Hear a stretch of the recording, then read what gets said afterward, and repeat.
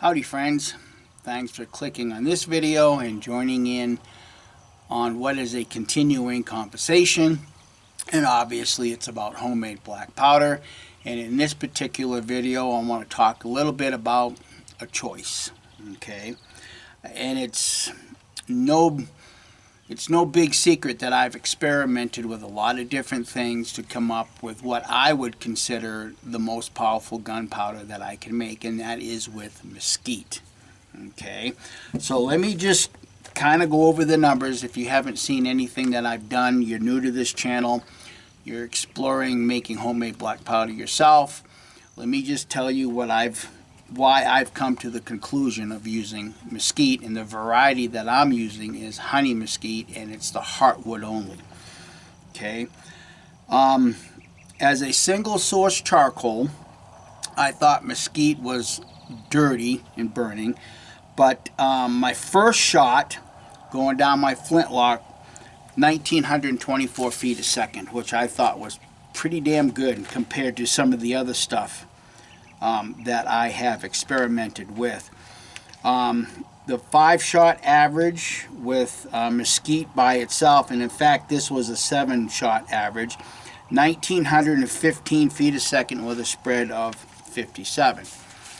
But it was dirty, and so I thought that I could clean it up, and I experimented with some other charcoal sources such as hemp, pistachio, peanut shell, and mullein. Okay, and mullein and peanut shell proved to be the two best sources to blend with mesquite, and it's a 2-to-1 blend. Okay, my first shot with the mesquite mullein blend, and these are 80 grains by weight, not volume but by weight. My first shot with the mesquite mullein, 1979 feet a second. My mesquite peanut shell, 1992.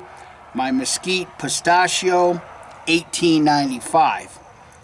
Mesquite hemp, 1919. So for those people that say single source charcoal produces the best black powder, my numbers are telling me otherwise. Okay, plus my goal was to see if I couldn't clean up the burn a little bit and maintain something over 1900 feet a second, and I was able to do that. Now let's go to blending. Okay, I did an experiment blending mesquite with my aspen. 6-shot average was 1849 with a spread of 58. Okay, then I did mesquite alder, 1953 feet a second with a spread of 98, but and my notes are telling me that I cleaned it up a little bit. Then I did mesquite mullein, 1960 feet a second with a spread of 37. Okay, then I did the mesquite peanut shell, 5-shot average, 1954 with a spread of 76.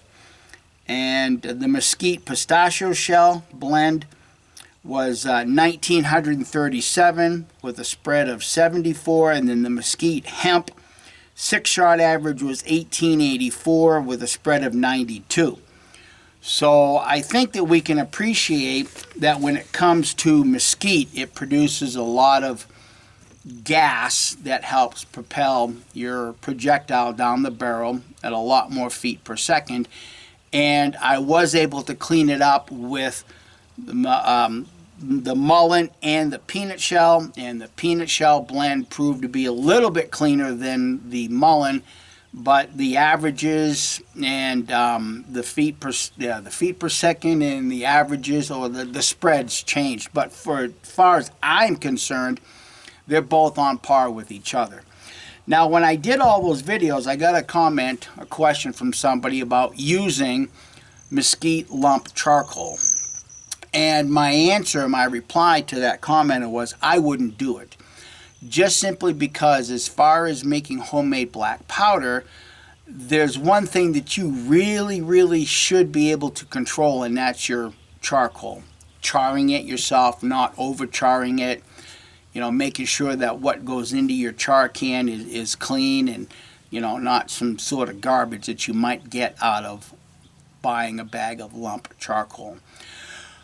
But being the curious type that I am, I just kind of want to see if there's really any benefit to buying the lump charcoal.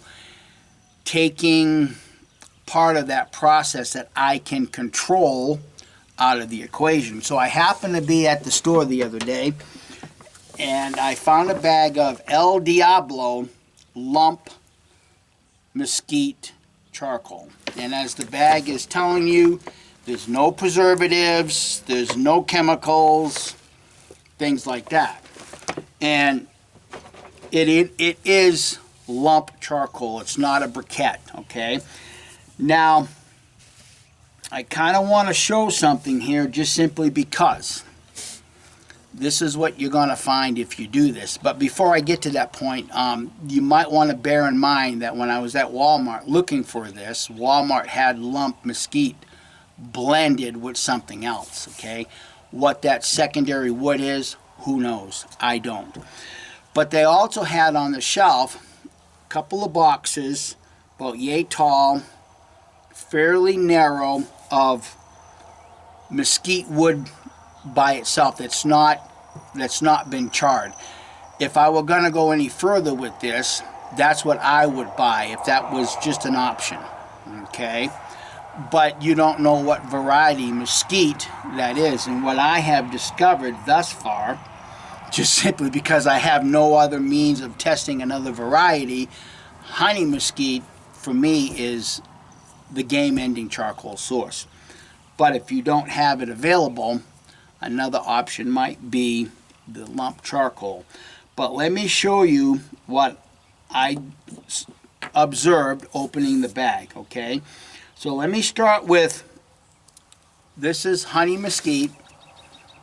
And I want to thank my friend Broken Feather for getting me some of this. And you can see that there is some sapwood. Now I took the time to get rid of all of the sapwood. Okay, but I want you to look at the bark. Okay, I want you to specifically look at the bark and what it looks like. That's one piece. Here's another piece. You can see how gnarly this piece looks. It's still all honey mesquite. Okay, and then this is another piece of the honey mesquite. The bark is a little bit smoother. So on one tree you might get a variety of, bark. So when I opened up the bag and started looking at the mesquite, you can see that it was charred with the bark on it. And you would want to avoid the bark because the bark tends to be a little bit dirty. And at the same time, you can't cut away the sapwood. Okay, so what I'm making right now involves the sapwood. Okay, there's one piece. Here's another smaller piece. And if you can see and look, you can see that the bark is still attached. Okay, that's not a problem. Or at least I didn't think it was a problem because I was able to take a knife and work the bark off. And you know what, let me readjust the camera. It might be a little bit better for you. So all I did was just take my knife and scrape it off. And obviously this is a dirty endeavor, okay? And or what you can do, let me see if I can stand it up a little bit better. On some of the pieces that I crushed up, I just took my knife and went right to the edge of the bark and gave it a good whack. And it just pops it right off. And in fact, that process, doing that, in my opinion, would get rid of some of the sapwood.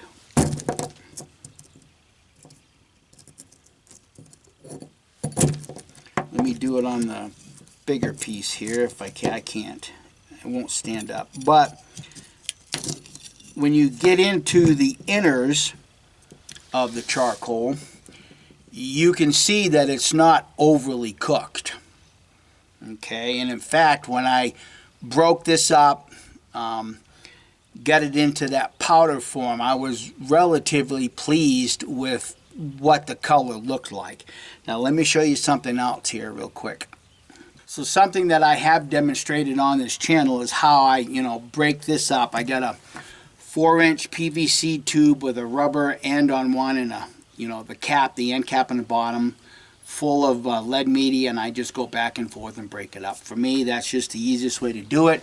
Then I take that and I put that in my ball mill for, maybe an hour just to get it to that really, really fine talcum-like powder. But what I did discover after doing that, I had several pieces left over that were pretty, fair in size, and you can't, I couldn't break them, okay? Like some of this stuff, you can break pretty easy. But what was not going into powder form was still pretty solid. And for me, I'm okay with that just simply because I can put that back into my char can and char it even further and get the rest of this charcoal and use it. So anyhow, that's what I wanted to point out right now. Will it produce good black powder, homemade black powder? Well, time will tell. But as a normal step, a normal part of my process in doing homemade black powder is checking the specific gravity. And I want to see what the specific gravity of this particular mesquite is compared to what I know for a fact is honey mesquite. So let's head into the shop and see what that is.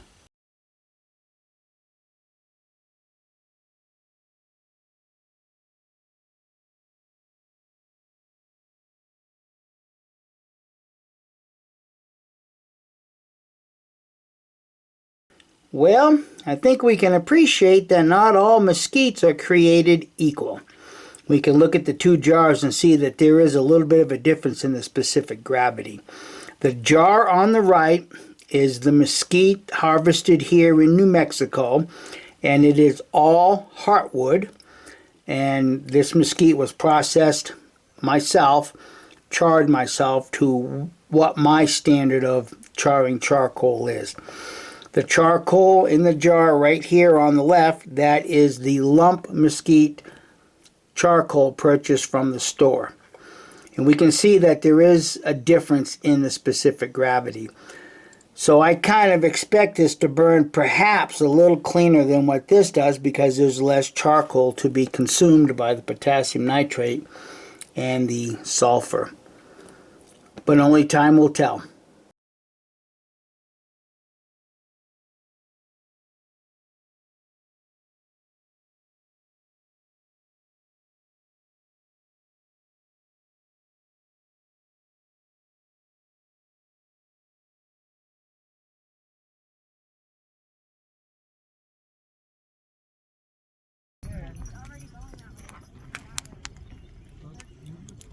Well, that's rubbery.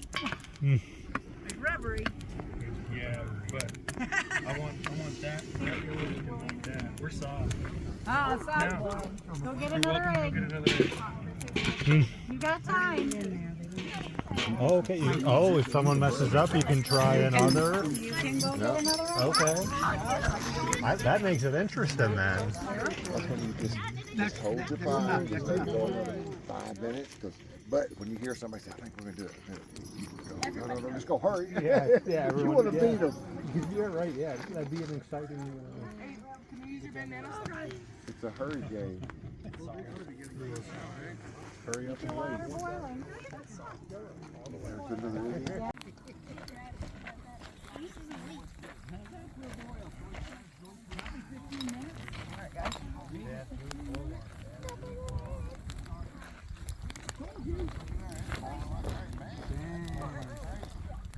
Oh my God.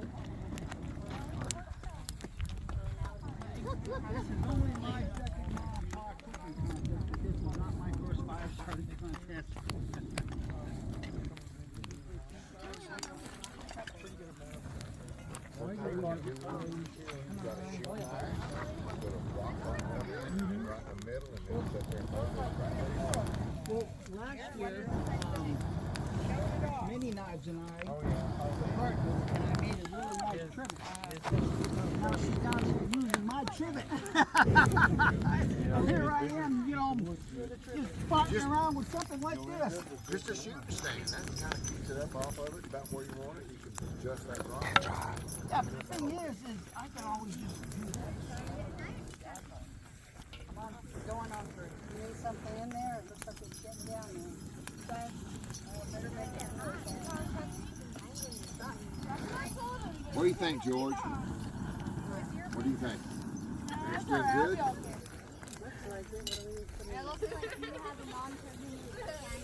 I think even with them tongs, we're gonna have fun, honey. You're probably right. I heard him, man.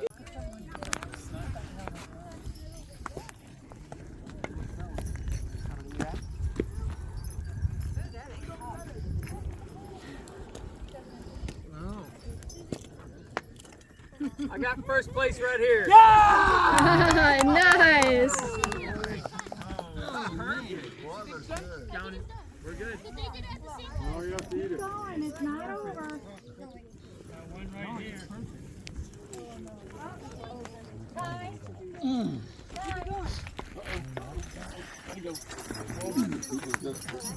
What's the first one that Peter Pan? Yeah. So we got to her. We got to. I am 100% sure.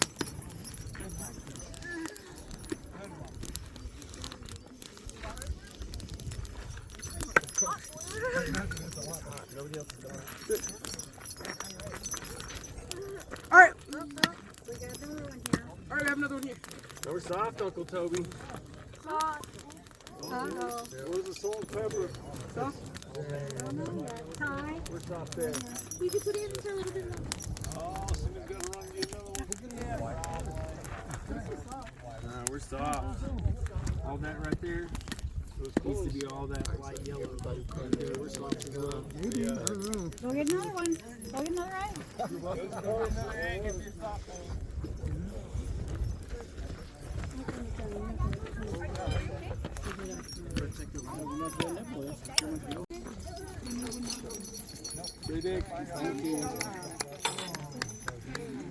Way to go, team.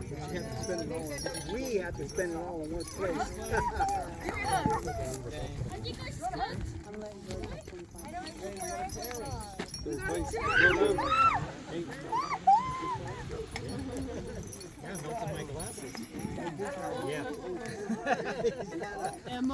Oh my gosh, what a gnarly fire then.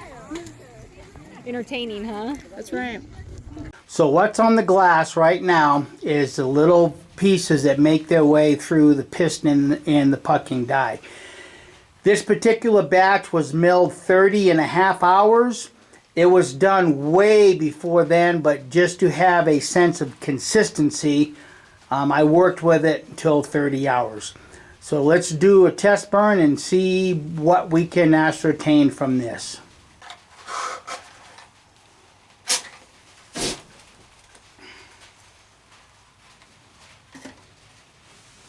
I think we'll all agree that went up pretty quick, and I can tell you from where my hand was, it was hot.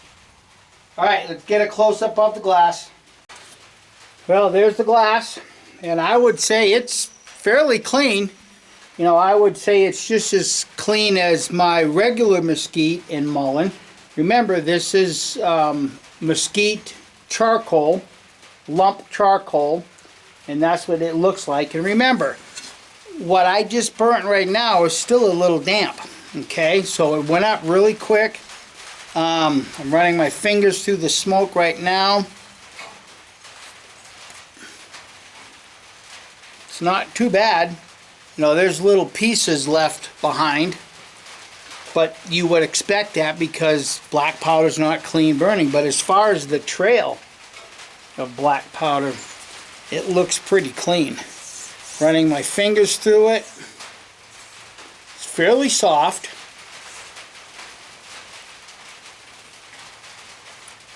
And there's chunks left behind. Again, you would expect this for black powder. So you could probably ascertain from the thumbnail that I'm going to be putting up 3 of those copper ladles. I actually did make 5, but I'm holding 2 back for my Rendezvous inventory. And I made 7 priming horns for flintlock shooters with a 3-grain valve. Okay, I'm holding this one back for myself for the time being, just simply because I want to see how my rifle will handle 3 grains, because what I have right now, it's only got a 1-grain valve, and I typically have to charge that twice. So I want to see if 3 is too much, and if it is, then I may just be putting this up later. But that will be a decision to be made later on. But what I want to do right now is I want to show everybody the difference between 80 grains by weight and where it settles statically on the powder measures. Okay, now this is the honey mesquite, and I'm in the shade here, and I'll try to turn it so maybe you can get a good view. But the honey mesquite rests just a hair above the 80 grain by volume, which is what we've ascertained in the past regarding my honey mesquite. Now the lump charcoal honey, 80 grains by volume, dead nuts. It's right there. But that would stand to reason because it has a heavier specific gravity, which would increase the overall weight. So when you put something like this in your balance scale, weigh out 80 grains and settle it, you're going to be right on the money, because the specific gravity of this particular charcoal source is heavier than the honey mesquite. All right, let's do some shooting. So if anybody's interested, it's a little after 10 and it's already pushing 90 degrees. So I'm not sure what this chronograph is going to do, but I am also using the lump mesquite mullen blend in the flash pan.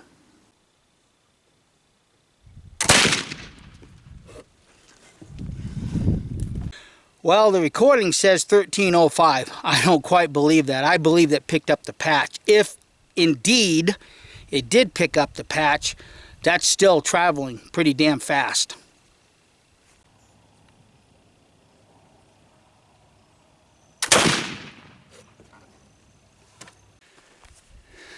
$13.09, and that one didn't hit the bullseye either.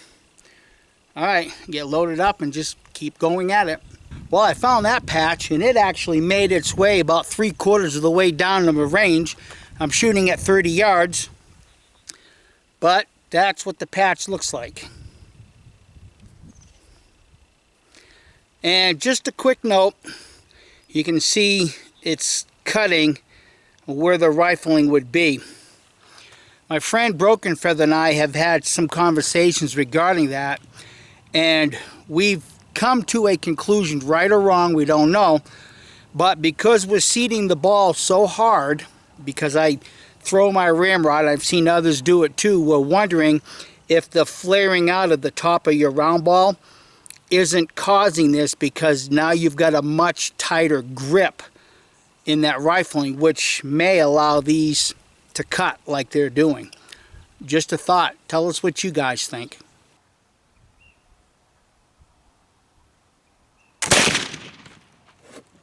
$12.79. I'm just not buying those numbers. Well, I found that patch. It's shredded big time.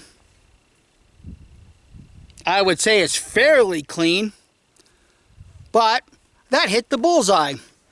So what does that really say for a lot of you guys out there that say your gun becomes inaccurate if your patches tear? I just hit the bullseye with this patch being torn. You might be curious, how did shot number 4 load? Very easy. Very easy.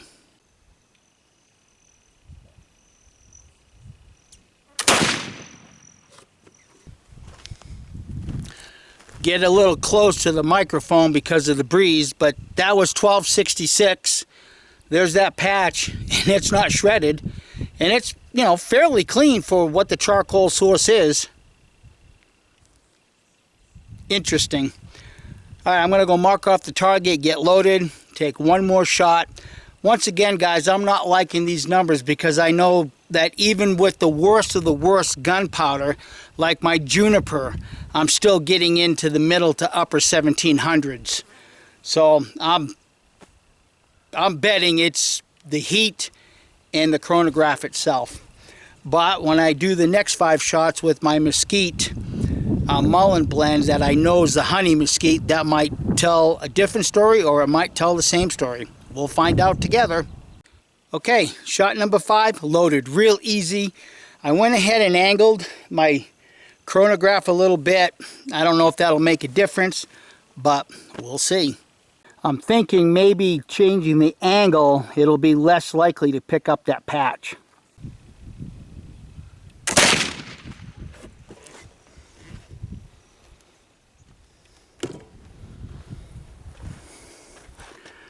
Does that say 1658, 98? I think it's 1698. Let me get a closer look. So I'm going to walk up, mark off the target, and here's my second pole on my shade cover. There's the patch. So we can see that these patches are traveling quite a ways. So looking at the patch itself, it's really no worse for wear. I'd say it's fair to middling as far as dirty or clean is concerned. But more importantly, where did the ball impact? Okay, there's the target. And that last round ball hit right there. So I'm going to mark those off, get loaded up with the Mesquite, the honey Mesquite Mullen, and see what that's going to do. Depending on what this shot does, I may just shut her down because it's getting real cloudy. And the other thing is I'm not going to be wasting this particular powder when I already know I can get above 1900 feet a second with it. I have enough powder of the lump of Mesquite Mullen to pick another day and run a test. But you also may be curious in knowing this is load number 6. I did not clean the barrel, and load number 6 loaded very, very easily. So at this point I'm going to wait for a little bit until the sun can cast a shadow with the round ball, and we'll see what we get for a number. That was 1707, so based upon the previous numbers, I'd say that's right in line. But here's that patch. It's shot number 6. And I hit the bullseye. That's pretty clean as far as, you know, homemade black powder is concerned. That's pretty clean. All right, I'm going to go ahead and get loaded up and get another number. Shot number 7, loaded real easy.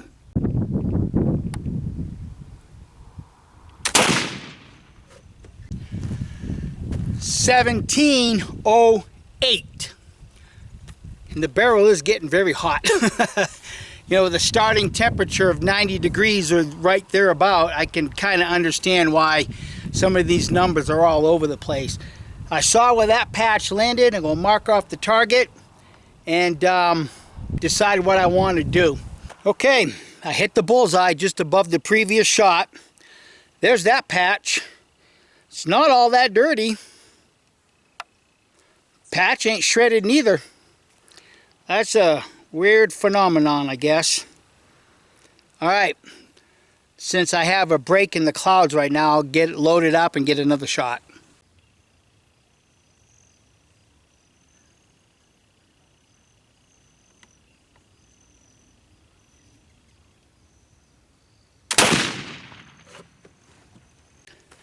$1,700 even. I see the patch, go mark off the target, And I guess we'll see if I want to take another shot. I'm having to wait a little bit longer now for the sun to peek through the clouds, and it's getting hotter. Yeah, she's very hot right now. Hit the bullseye. I can't give you a fair assessment of that patch because I bent down to pick it up. I kind of squeezed it with a bunch of dirt. So at least it's not shredded up. What I'm going to do, I'm going to take another shot with the lump mesquite charcoal, since it appears I'm getting pretty consistent numbers with the honey mesquite. Let's just see right now what this number produces going back to the lump charcoal of the mesquite.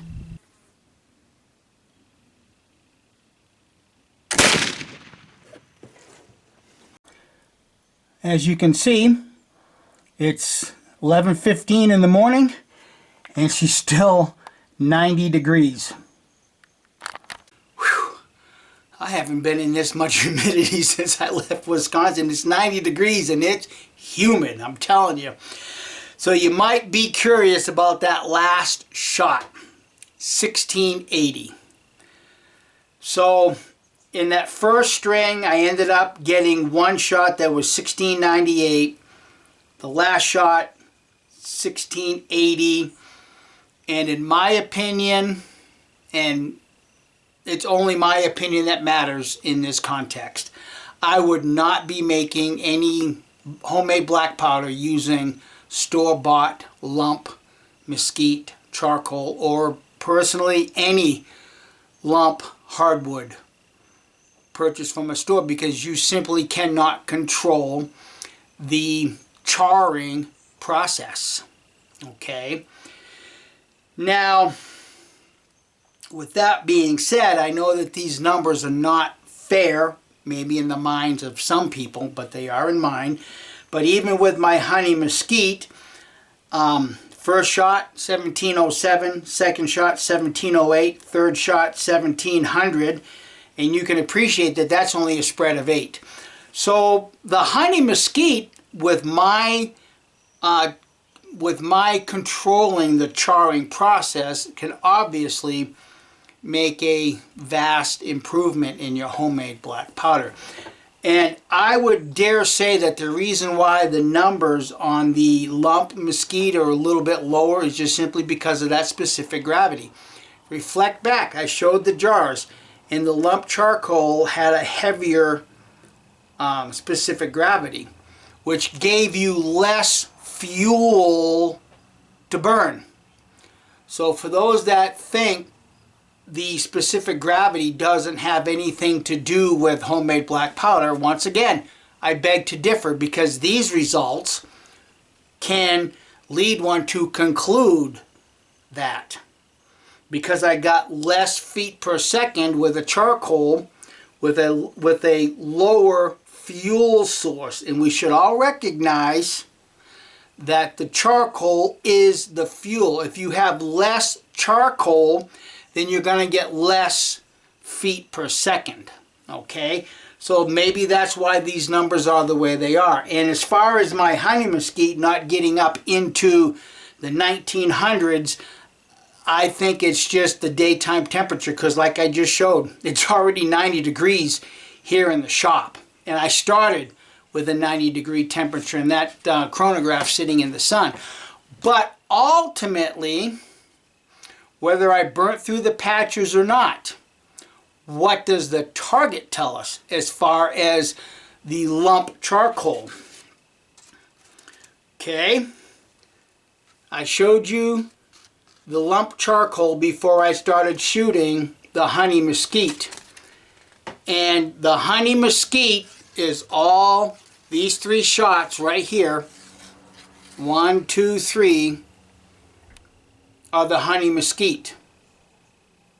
So for me, in that last shot, that last very shot with the lump charcoal went right here. So you can see that as far as a charcoal or a homemade black powder is concerned, it's not as consistent as the honey mesquite is, with myself controlling the charring process. And all I do is I just put it on a turkey fryer and I babysit it. I don't just put it in an oven or a retort. I don't build a little case around it and walk away from it. I babysit it. And I think the proof is right here, and the other targets that I've been able to develop with my homemade black powder. Okay, so anyhow, I guess that's all I really want to say about that. Oh my goodness, I'm sweating like a stuck pig. But anyhow, I want to thank everybody for watching this experimentation. I hope it gives you some food for thought. And if you can glean something from this, I hope you give it a thumbs up and share it with your bestest of buds. And if you haven't subscribed by now, why bother? Bye.